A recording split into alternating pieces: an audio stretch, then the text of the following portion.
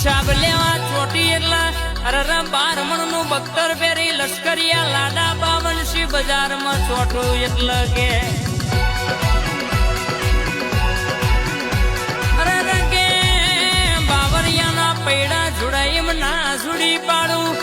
કોયડીનો ગોરો ગેરવાઈમ ના ગેરવી પાડું તો મન તારા ગરીબના ગોખલા બેહનારી માતા નહીં કહેવાની